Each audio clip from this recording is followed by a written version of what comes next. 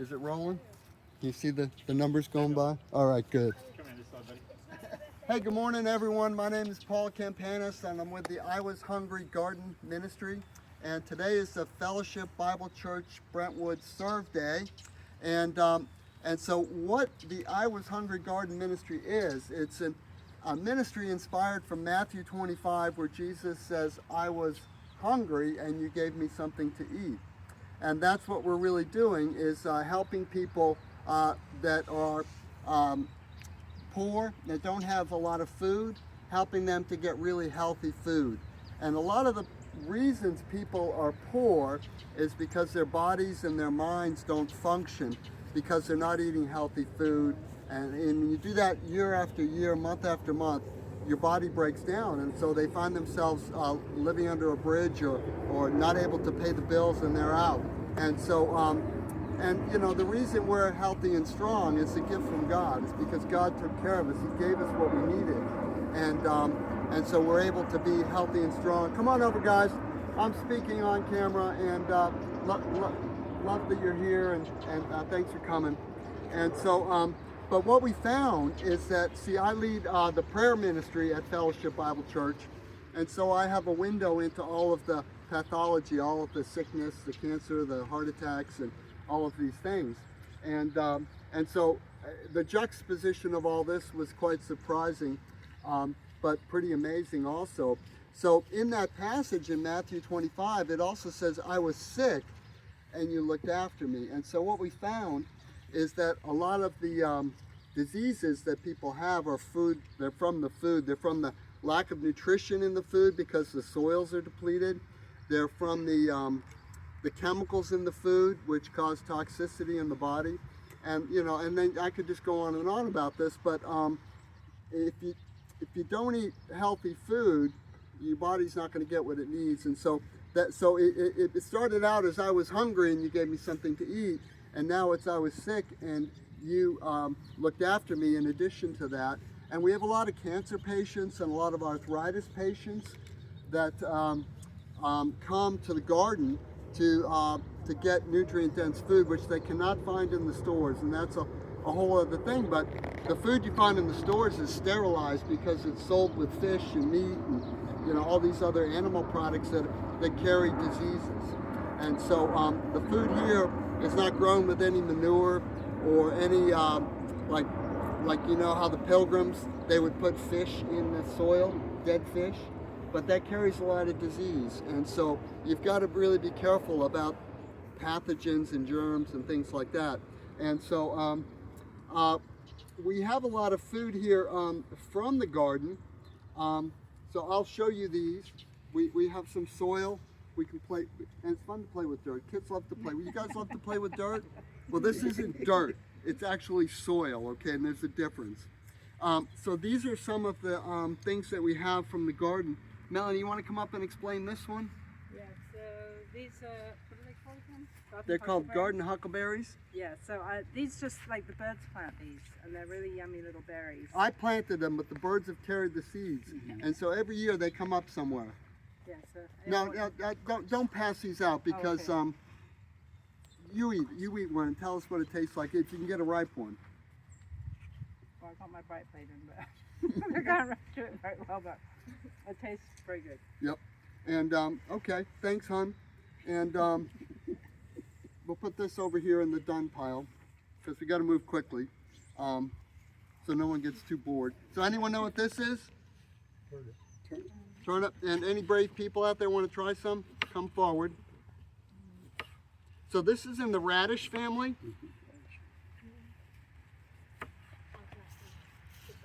And so you'd use it in the salad like a radish, and or you can cook them and they sort of taste like potatoes.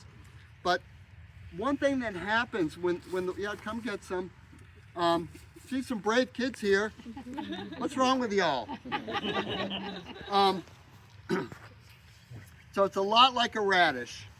So this is a radish. We just went around the garden and picked a bunch of stuff. Because you know what the most important thing to do in a garden is? Any guesses? Say it again. That's the right answer. Yeah, so when I started eating from the garden, I was about 50 years old, and I was falling apart. The doctors were giving me all sorts of medicines, and they're saying, Paul, you've got this, and you've got this, and you've got that. It was arthritis, starting to get heart disease, hardening of the arteries, psoriasis. I had these like gross patches on my elbows and my head, and what else did I had everything. I was really fat. I weighed 80 pounds heavier than I did now. Told you to go on statins. Told me to go on statins. Told me to go on high blood. It's just, oh, hi Mark. And we have some doctors here that help with the ministry, and they'll talk about this too. Any brave people to try a red radish? Yeah, just come up and get it. Don't Yeah, I'll cut some more. And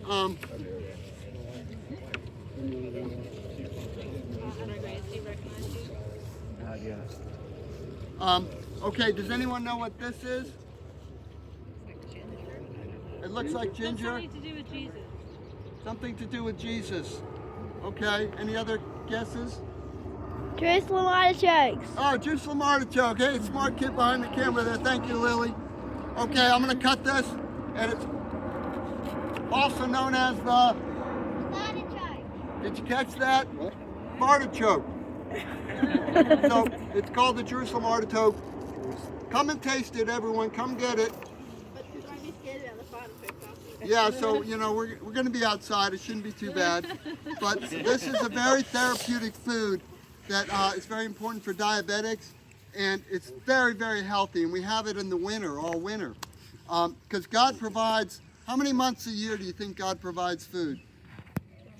12. Why do you think that? Huh? He always provides. That's right. There's this great crowd here. So 12 months a year, God's providing food. He's not going to feed us for 9 months. And so that's something that's hard to explain about the garden ministry is that it goes on for 12 months. Because God's a faithful God, and He provides in abundance, and He provides continually. And He provides good gifts. So you might rather have some Skittles than a radish, right? Yeah. But what's better for you? A radish. So it's okay to eat the really palatable foods, but what we do is we eat salad first, usually, in a main course and dessert. And there's a reason for that, because in the soil there are all these organisms and enzymes, and in our guts, in our microbiome, there's organisms and enzymes. But those organisms and enzymes that are in your gut are fed from what? The soil. Because the organisms in the soil are very similar to the ones in your gut. And that makes sense because God created man from what? The dust of the earth, or the soil. So it's very analogous and very similar. And so it's okay to eat a little food from the garden that hasn't been sterilized, because you can get the enzymes and the organisms, and you need those. The prebiotics, the probiotics, and the postbiotics. And we're not going to be able to go into all that in this video, but so who knows what this is? Yeah, eat that, guys. All right, come get some carrot. Any brave kids out there? Come on. So this carrot there. So one thing I do with the high school kids that come is I have all the kids raise their hand that hate tomatoes. Raise your hand if you hate tomatoes. Yeah, lots of you guys. And then what I do is I give them a tomato from the garden. Now they're a little bit frozen now, so we're not going to have any. I didn't have enough time, but there are some out there. And they eat it and they go, wow, this tastes great. And that's one of the problems that we're having now is a lot of kids are getting diseases, and because the vegetables taste really bad. So who tried some of that carrot? And how did it taste? Bitter. Bitter. Yummy. Yummy. Yummy? Yeah, so try it. He said best carrot he's ever had. Oh, who said that? I did. Yeah, and you've had some pretty bad carrots. Where did you get those? Store. Yeah. So you'll find that when food is grown in living soil, it tastes totally different. And you pick up on it right away. Because God has created us to feed our bodies, to take care of our bodies. And food that's grown in living soil tastes totally different. It has a pop and an energy, and you really crave it. Like one time, Melanie and I went traveling, we found these fruits, and we bought like a pound of these fruits. And I was in the car, and she said, "Honey, the fruits are gone. I ate them all." And it's because her body was missing those micronutrients. So we went back and got more of those fruits, and she binged on them, we would say. But they weren't really like sweet or anything, but she was missing that micronutrient, whatever it was. And it's very complicated. But okay, who knows what this fruit is? Or this vegetable? Parsnip? Parsnip. Close. That's a good guess. Huh? It's a dandelion. And so we have a lot of cancer patients that come through here, and they want this. Who wants to try it? Come up. All right. Any brave people? Come and get it.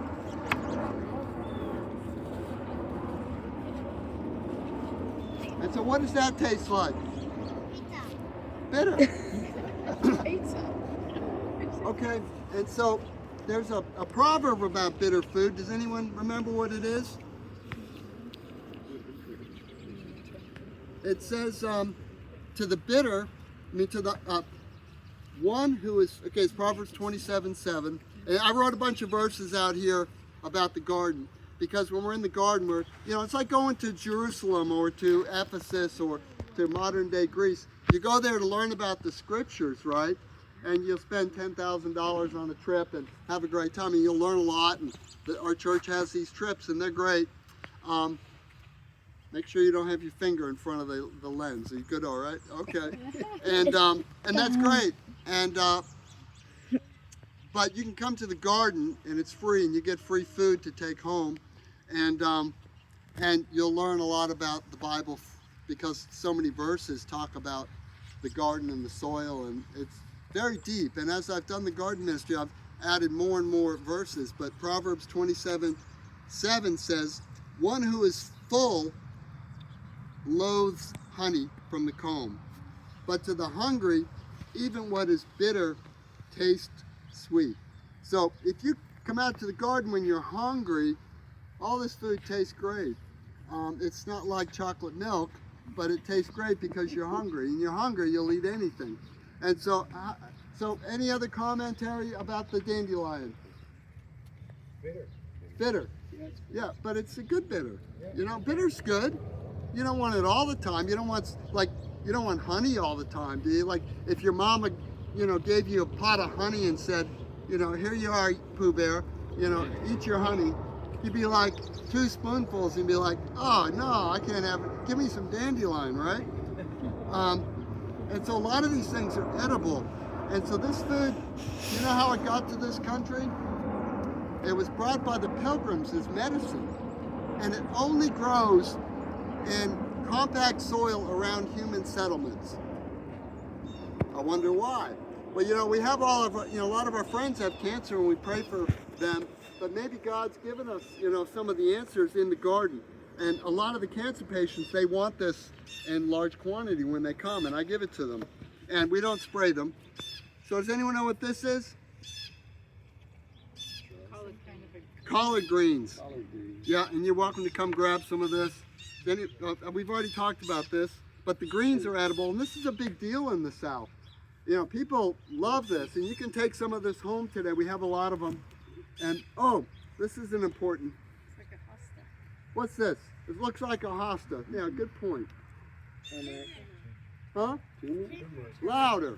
Turmeric. Turmeric, and what's this used for? Inflammation. Yeah, it's very therapeutic for inflammation, and all the literature agrees with it. Does anyone want? You mix it with black pepper. Does anyone want to try some? Multiplies the effect of the turmeric. It looks so much prettier when you get out of the garden. Black pepper. Don't stick your fingers until I'm done with a knife. Okay, I'm done. Fingers taste like? And it'll turn your fingers orange, it'll turn your mouth orange, but you guys will eat blue cupcakes, so go for it. Yeah, you do it all. So the doctor here in the group, he took the biggest piece. And we get a lot of this. Does anyone know what it is? Yep, tons of that. And then we got some butternut squash. Who wants to try some of that? Yours cuts so easily. I always have such a hard time. Well, the woodchucks buried this one, so it's been underground for about 2 weeks. Come and get it, folks. Hot off the press. Come on, be brave, guys. You might like it. You got nothing to lose. You can spit it out if you don't like it. Cut some more, Paul. We need to cut some more, I think. Yep, okay, thank you. Do you lose a lot of the nutrients if they're cooked? Do you lose a lot of the nutrients if it's cooked? Well, you certainly lose the enzymes and you lose the organisms. If you wash it under tap water, what does tap water have in it? Chlorine. What is chlorine? It's an herbicide. It's like bleach. It kills everything on contact, just like alcohol does. So, yeah, you will lose some nutrients. You'll make other nutrients available, but that's something that's very important. Does anyone know what this is? I'll throw it to someone. You can pass it around. It's charcoal. It's charcoal. So one thing that organisms need, they need houses to live in. So all these soil organisms, they need houses to live in. Your gut, everything needs a house to live in. And what in your gut, where do the organisms live? In your stomach. But where in your stomach? In the lining, yeah, they're stored in the lining in seed form. But when you eat, you need substrate. So you need a surface area. And so when you eat the butternut squash raw, it creates a lot of substrate, a lot of surface area for the organisms to live and to grow. And it's not the hydrochloric acid in your stomach that does the heavy lifting or the imparting of nutrients.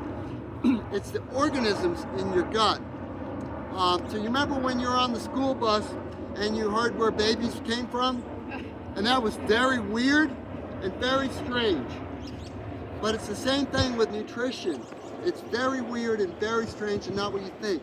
There are all these organisms living in you that are interacting with the food you eat, that make you healthy and strong, that make your skin clear, that make your eyes bright and healthy looking and help you get up and go. And that's very strange. But so you need to eat a lot of salad, a lot of raw food, and a lot of fiber or prebiotic in order to be healthy. And that's very strange. And you're not going to get that from, the drive-through. The drive-through has food with zero fiber, zero available nutrition for the most part. Nothing compared to like this carrot that we had here. And so that's a long discussion. Okay, so who wants to try a pepper? These were picked this morning. Come and get it. And then I think that's all the food. Yeah, the sprouts. So I like to grow things all year round because when you start growing things, what happens is you really start to enjoy it. And so I grow this all year round in the kitchen. And there's like 4 different kinds of beans and grains in here. Quinoa, fenugreek, mustard, and lentils, and chickpeas, 5. And so those are really great to grow. You can grow them all year round. And it's a great thing for poor people to grow because you can get organic lentils and soak them and rinse them. And it pulls in the carbon and the nitrogen from the air. So you start out with just like that much, and it fills the jar twice. So it's free food, and it's very nutrient dense food. So if you're feeling a little sluggish or a little sick or you have a disease, you'll start to feel better when you eat this because it supports the immune system. And then the last thing I think I want to talk about is soil. So come over here. We're looking at some soil, folks.